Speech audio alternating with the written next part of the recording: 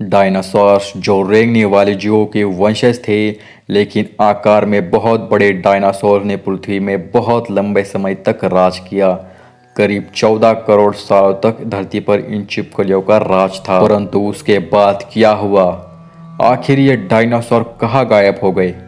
आखिर वो कौन सी घटना थी जिसने इनका नामो निशान मिटा दिया? इसे जानने के लिए हमें समय में फिर से पीछे जाना होगा। तो आइए चलते हैं 6.5 करोड़ साल पहले।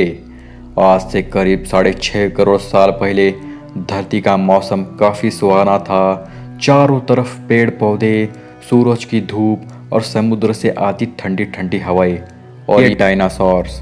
परंतु यह डायनासोर के अलावा एक और भी प्रजाति था जो आकार में बहुत ही छोटा था और यह आज के चूहे जैसा दिखता था। असल मायने में यही हमारे प्राचीन पूर्वज थे और आगे चलकर हम इन्हीं से विकसित होने वाले थे। ये थे मैमल्स, यानी स्तनधारी जीव। आपकी जानकारी के लिए मैं बता दूं, डायनासोर्स अंडे देते थे, लेकिन ये मैमल्स अंडे नहीं देते हैं। हम इंसान भी एक मैमल है। उस वक्त ये मैमल्स डायनासोर के डर से बिल में छुपकर रहते थे और इनकी यही खासियत इनके लिए वरदान बनने वाला था। जब ये जीव आराम से अपना जीवन धरती पर बिता रहे थे, उस वक्त एक 10 किलोमीटर डायमीटर वाला एक एस्टेरॉयड सीधे धरती की ओर बढ़ रहा था। धरती के वायुमंडल में घुसते ही घर्षण की वजह से ये एक आग के गोले में बदल गया। इसकी चमक इतनी ज्यादा थी कि इसके 800 किलोमीटर रेडियस में आने वाले सभी जीव पूरी तरह से अंधे हो चुके थे। ये जीव इसे देख नहीं पा रहे थे, लेकिन वो इसे महसूस कर सकते थे। एस्टेरॉयड जमीन से टकराता है और एक भयंकर विस्फोट होता है। ये विस्फोट इतना शक्तिशाली था कि इसके टकराते ही लाखों मैट्रिक धातु अंतरिक्ष में चला गया। विस्फोट वाली जगह पर एक 180 किलोमीटर चौड़ा और 20 किलोमीटर गहरा गड्ढा बन गया। इस गड्ढे का सारा मैटर आसमान में धूल के बड़े बादल का निर्माण किया। इतने बड़े टक्कर के वजह से भूकंप की तरंगे धरती के क्रश में कई किलोमीटर दूर तक चली गई। इस वजह से समुद्र में विशालकाय लहरों का निर्माण हुआ और एक के बाद एक सुनामी लहरों को चारों तरफ से बढ़ने लगी। धरती के महाविनाश की प्रक्रिया का आरंभ हो ही चुका था। इस विस्फोट में रेडिएशन की मात्रा इतनी बढ़ गई कि इसके 800 किलोमीटर दायरे में आने वाले सभी जीव जलकर पूरी तरह से राख बन गए। बादलों के अंदर का सारा जल इस गर्मी की वजह से भाप बन गया। इस महाविनाश में उड़ने वाले जीव इन जमीनी खतरे से तो बच गए थे, लेकिन ये तो बस महाप्रलय की शुरुआत थी। विस्फोट की वजह से लाखों मीट्रिक धूल और पत्थर अंतरिक्ष में गया था। 40 मिनट बाद आग के गोले के रूप में धरती पर बरसने लगे। साथ ही धूल का एक बहुत बड़ा तूफान 20,000 किलोमीटर प्रति घंटा की रफ्तार से मौत लेकर आ रहा था। ये धूल के बादल कई किलोमीटर मोटे थे, जिसकी वजह से धरती पर सूरज की रोशनी का पहुंचना असंभव हो गया था। कई सालों तक सूरज की रोशनी धरती पर पहुंच ही नहीं पाई और इसके परिणाम स्वरूप धरती पर पेड़ पौधे लगभग सारी आबादी खत्म हो गई थी। इस बादल ने धरती को चारों तरफ से ढक लिया था। विस्फोट के 90 मिनट बाद धरती का तापमान 150 डिग्री सेल्सियस तक चला गया। इसके वजह से जो डायनासोर विस्फोट के इलाके से दूर थे, वो भी इस गर्मी से बच नहीं पाए। इस महाप्रलय में धरती के कुल 75% आबादी पूरी तरह साफ हो गई थी, लेकिन ये महाप्रलय किसी के लिए फायदेमंद साबित होने वाला था। डायनासोर्स का अंत एक नई प्रजाति के लिए सुनहरा अवसर था। मैमल्स जिन्होंने खुद को इस महाविनाश से बचा लिया था, अंत गर्मी से बचने के लिए जमीन के अंदर रहने लगे और जिंदा रहने के लिए इन्होंने कुछ भी खाना शुरू कर दिया। इन डायनासोर के अवशेष आगे चलकर हमें भविष्य में मिलने वाला था, जिससे आज हम इनके अस्तित्व का अनुमान लगा सकते। महाप्रलय के कुछ लाख साल बाद अब धरती पूरी तरह डायनासोर से मुक्त हो चुकी थी और धरती पर एक नई शुरुआत की प्रक्रिया चल रही थी। नई दुनिया में हमारे प्राचीन पूर्वज समय के साथ साथ विकसित हो रहे थे। अब ये आकार में पहले से बड़े हो चुके थे, परंतु अभी भी देखने में हमारे तरह बिल्कुल नहीं लग रहे थे, क्योंकि इसे आगे चलकर कई अन्य प्रजातियों में विकसित होना था। आज से करीब 5 करोड़ साल पहले अब धरती का वातावरण लगभग पूरी तरह से आज के समान बन चुका था।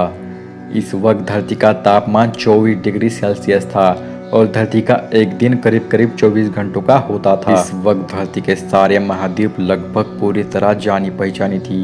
केवल एक भूभाग रचना बाकी रह गई थी। धरती की टेक्टोनिक प्लेट में एक बार से हलचल हुई, जो धरती के बड़े बड़े द्वीपों को एक दूसरे के पास ले जा रहे थे। लेकिन यहाँ धरती पर अभी भी कुछ कमी रह गई थी।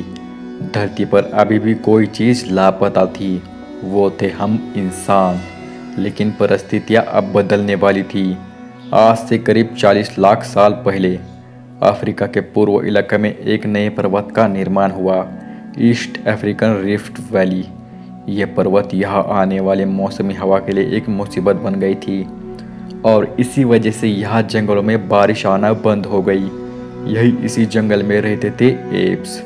ये पेड़ों के ऊपर रहते थे, जहाँ उनको खाने पीने की कोई कमी नहीं थी। इस वजह से ये हमेशा पेड़ों पर रहते थे। लेकिन ये समय के साथ साथ सूखा पड़ने लगा। बिना बारिश के जंगल पूरी तरह साफ हो गए और इन एप्स के लिए खाने की समस्या उत्पन्न होने लगी। सर्टिफिकेटस रेमिडस, ये हमारे प्राचीन पूर्वज थे जिन्होंने एक बहुत बड़ा निर्णय लिया था। इनका दिमाग एक संतरे जितना बड़ा था, आकार में 4 फीट लंबे होते थे।